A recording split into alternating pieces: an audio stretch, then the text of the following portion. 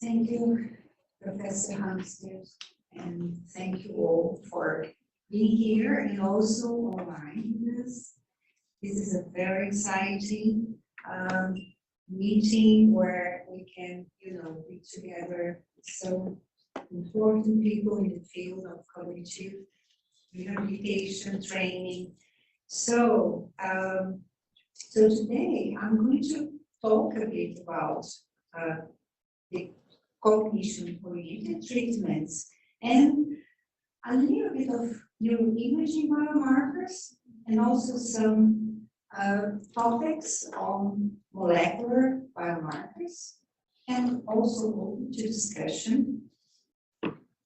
Now, you probably know that identifying reliable biomarkers, of course, for cognitive-oriented treatments can provide information on their mechanisms, effects, and which individuals have the likelihood of response based on the underlying pathologic process. And field studies examined functional and structural neuroimaging biomarkers. Now, there is a lack of molecular biomarkers investigations in cognitive-oriented treatments, including amyloid or tau deposition in the Alzheimer's disease continuum. This could help perhaps understand different outcomes of the cognitive-oriented treatments in older adults, but also individuals in the different states of the continuum, such as subjective cognitive decline, mild cognitive impairment, and plan more specific interventions to a less heterogeneous population in terms of underlying pathology. Now, when we talk about neuroimaging biomarkers in healthy older adults, we've seen here consistent findings showing increased and decreased brain activity in frontal, parietal, and temporal regions after cognitive training. So here we can see some activation in red and also the activation areas. And more recently, in large-scale brain network studies, we've seen task-related activity and intra-network connectivity in similar areas such as frontal parietal, salience, dorsal attention network, ventral and anterior default mode network, and also increased anti-correlation between task negative default mode network and task positive frontal parietal networks. And in healthy older adults, the approaches are mainly focused on compensatory approach, such as internal strategies using semantic categorization, face name, object location, and verbal associations, but also rehearsal approach like computerized training. Those end domains, so we've seen in those studies 1 to 15 plus hours or sessions being applied. And in terms of domain, they are either focused on a single domain, such as memory, episodic or working memory, or most domain when they include different areas like attention, speed of processing, and memory. And basically, the main outcome measures are focused on cognitive domain, such as episodic, working memory, also processing speed, attention, reasoning flexibility. Now, when we talk about MCI and the functional neuroimaging biomarkers, we previously published a study, systematic review showing that cognitive training can potentially reestablish and restore altered brain functioning, such as hippocampus, or compensate it using relatively preserved brain networks. So we're going to go through some of those important studies. So Professor Belleville published a few years ago, she investigated the effects of a 6-group session using cognitive training. Is a multi-domain type of intervention, including psychoeducation, face-name association, semantic organization technique, in 15 NCI, and healthy controls using fMRI. And they found, after training, again, increased activity in temporal, frontal, parietal, and also subcortical areas such as thalamus, basal ganglia regions. And for healthy controls, they found mainly the activation in some similar regions, but also in the prefrontal cortex. And in addition to that, also correlation between the right inferior parietal cortex and the memory performance. And these findings were in line, obviously, with the models of brain compensation in age.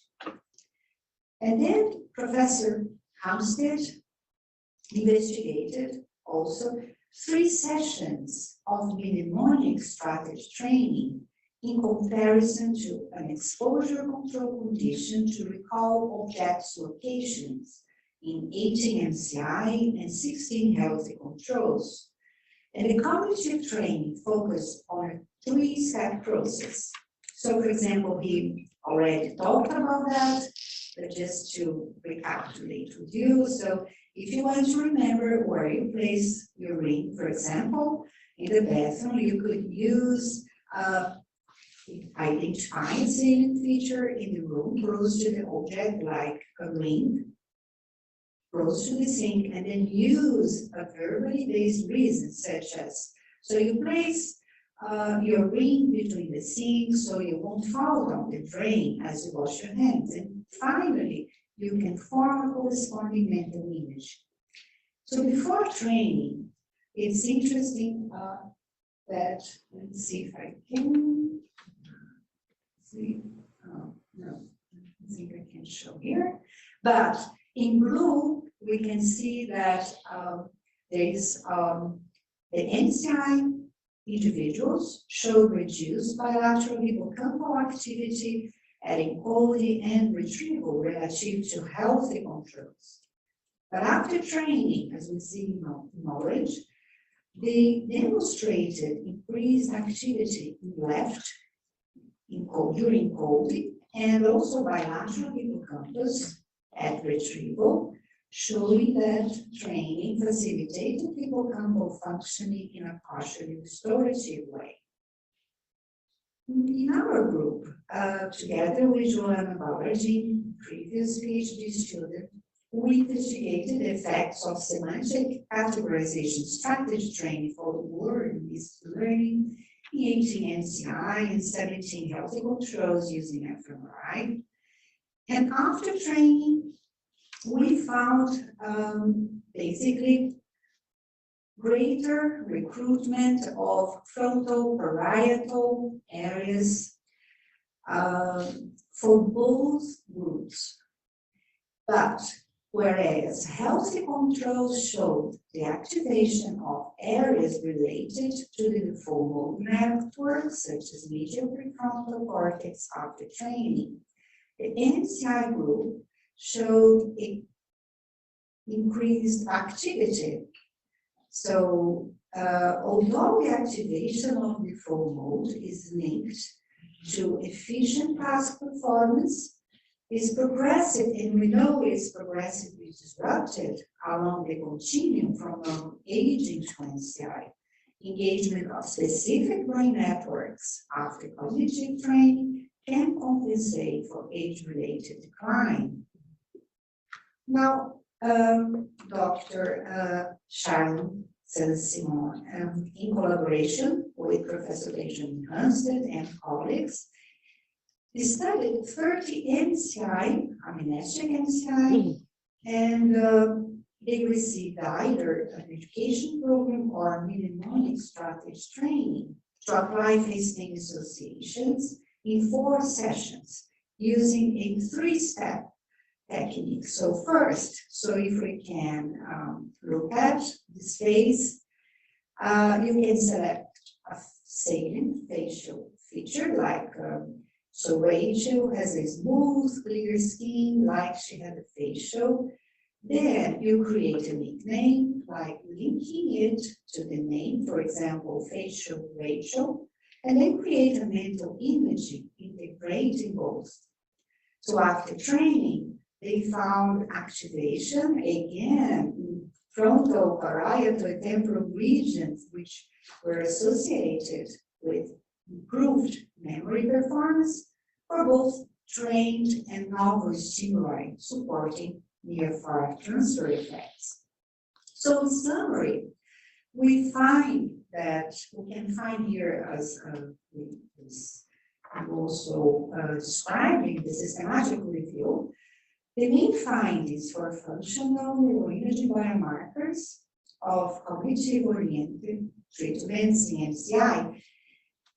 We find consistent increased activation after cognitive training, preserved and affected areas by MCI, such as frontal, parietal, temporal cortices, and hippocampus.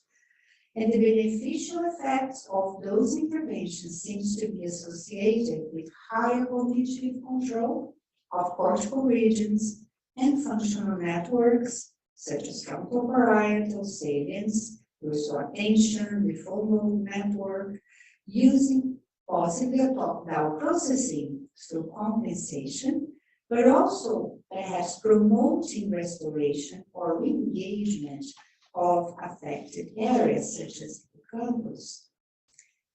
And when we talk about now molecular biomarkers, we know that amyloid beta deposition is found many years before clinical symptoms of the Alzheimer's disease in frontal, temporal, and parietal cortex, using either positron emission tomography PET or cerebrospinal fluid CSF. And also we know that related, this deposition, amyloid burden, is related to earlier cognitive decline and higher probability of conversion to AD. So in addition to that, we recently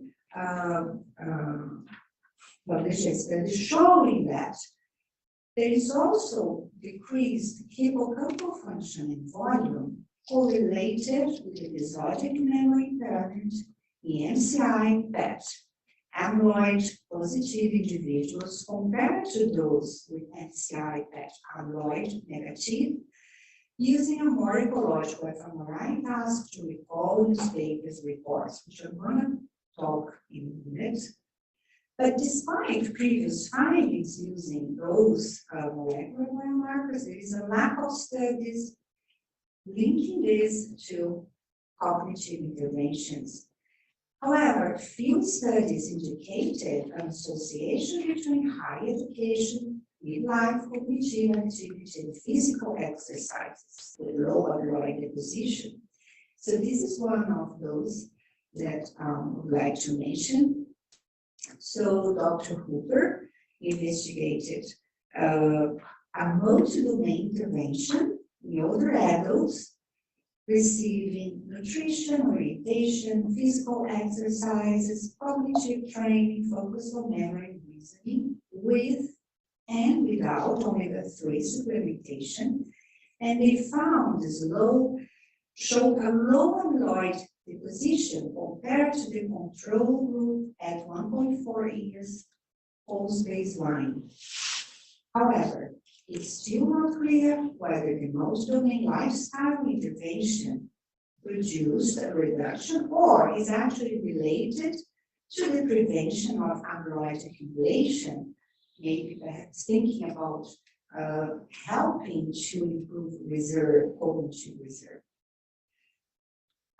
We are currently investigating in our department of neurology the brain correlates and connectivity of MCI individuals with PET positive, PET negative, and healthy controls before and after cognitive training.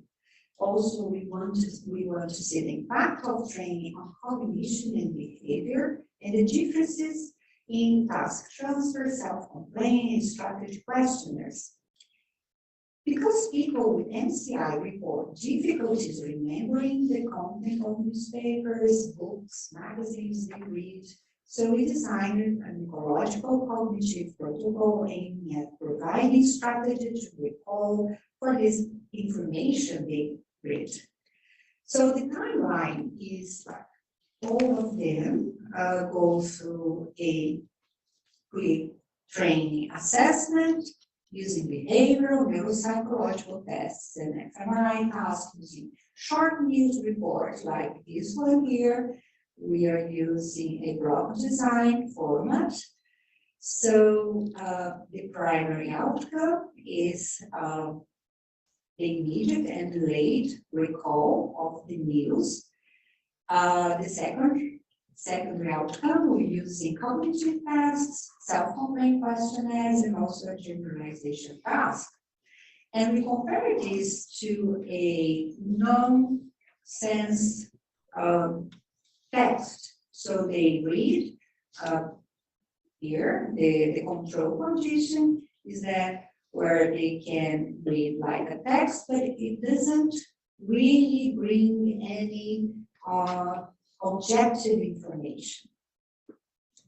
We call this level in Portuguese. So, so here we're using some sort of self-report, memory, and complaint questionnaires, some ecological baseline tasks where they have to read newspapers reports, and then we assess how much they can recall, if they are using any strategy. Then they underwent, or they still, because it's still running, research, 4 weekly sessions, and also they go to the same type of post-training assessment and a follow-up at 12 months. Now, in terms of the protocol, we are using a blind single domain intervention focused on one domain, so episodic memory. And we use it now because, especially because of COVID, now I think it became much more well established, the use of online sessions. So it's an online, so you have like the therapist, the neuropsychologist on one side, and then the patient on the other side using mobiles. And the cognitive training involved a 4-step process to recall newspaper reports on various topics, such as world, health, and using mental image strategy. So they go through first session with a simple training to create images of objects, normal objects, places, or activities. So just create the image. Second session, we try to associate news reports with corresponding picture that appears in the newspaper, and then create, and then third session, we create a mental image and draw a picture or a sketch of the news report. And finally, they create a mental image of the news reports that do not come with any image or picture, so just we have to create it mentally. Now, here we have some preliminary findings because of we had to really postpone because of the COVID, we're still recruiting, but there we have some data collected. We have 10 individuals in each group. And what we found so far, obviously, these are preliminary results, are that the 3 groups showed some improvement between pre and post training, like, for example, from a total of 8 news, immediate recall, immediately and delay, they showed some improvement. But in particular, the MCI people, being positive individuals, Before training, they had some significant difference with the P negative, and the difference disappeared after training, although they still continue to show some difference in comparison to the healthy controls. And in terms of neuroimaging, these results show that before training, what we see here are some engagement of for the control groups, healthy elderly or older adults, left hippocampal activity, and also some occipital cerebellum activity, also related to the type of strategy we use, like occipital and bilateral and creating images, but also remembering text or verbal information. For P positive, we only found retraining occipital activation, and P negative, we found also left very similar to healthy controls activity. After training, we found bilateral hippocampal recruitment for healthy controls. And for P positive, we found left hippocampal activity. Whereas for P negative, apart from the left occipital areas, together with the healthy controls, we found deactivation, particularly in the medial prefrontal, intraparietal, and posterior cingulate cortex, which are areas related to the default mode network. And also, those changes were related to improved memory performance. So, in summary, we know that functional neuroimaging has been considered a sensitive biomarker for the effects of cognitive-oriented treatments in healthy older adults and MCI. And studies on molecular neuroimaging as biomarkers of COTs are scarce, although preliminary findings indicated that multiple interventions are associated or can be associated to reduce amyloid accumulation in older adults. So future studies can identify whether molecular neuroimaging and other measures such as CSF or plasma could be used as reliable biomarkers of COTs at different stages of the AD continuum, but also other degenerative diseases. So thank you for your attention. This is our briefing in the neurology department.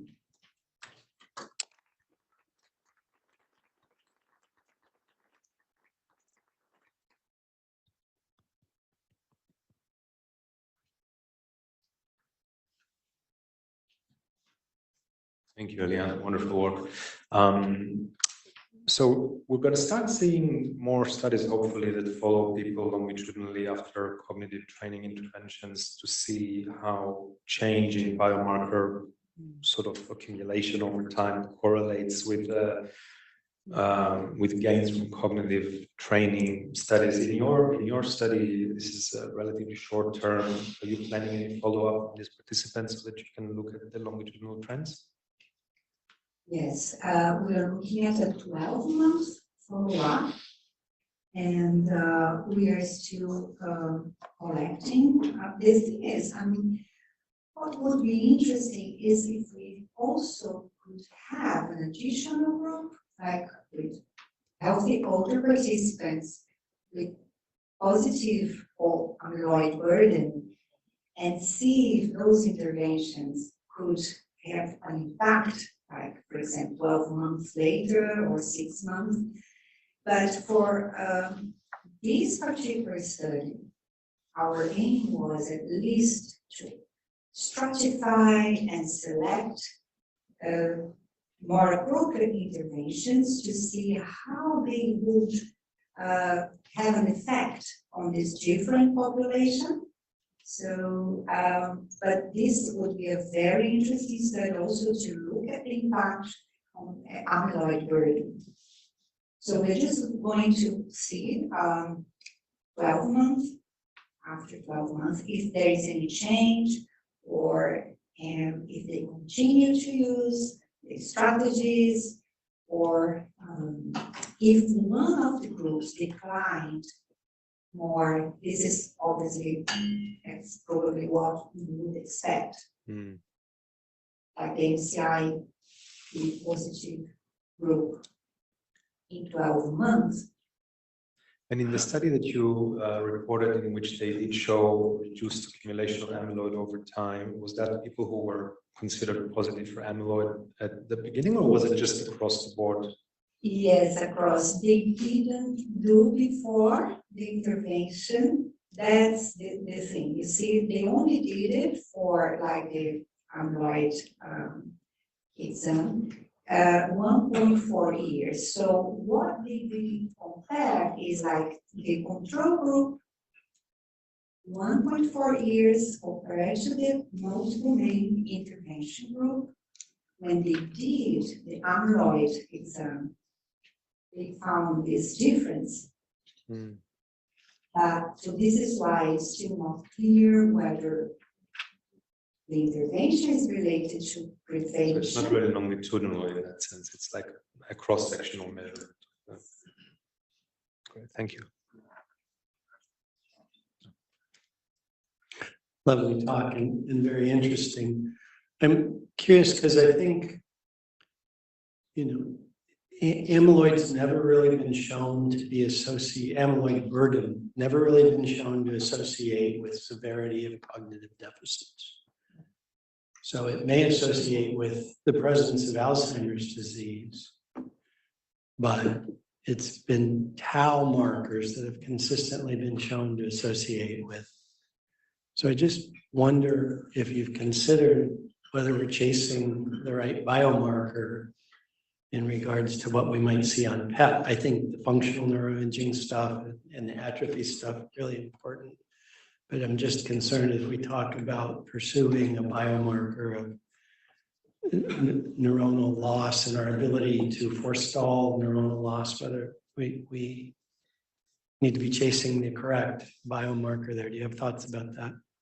Absolutely. This is a great point. And we do have some effigy for these people. We are actually planning to include it and some CSF, which could give us, indication of the tau accumulation. Because when we started, maybe 5 years ago or 6 years ago, we're still recruiting really for the amyloid. But now, yes, we are increasing the chance to look at the tau deposition to see if the groups differ in terms of tau as well. Yes, absolutely, makes sense.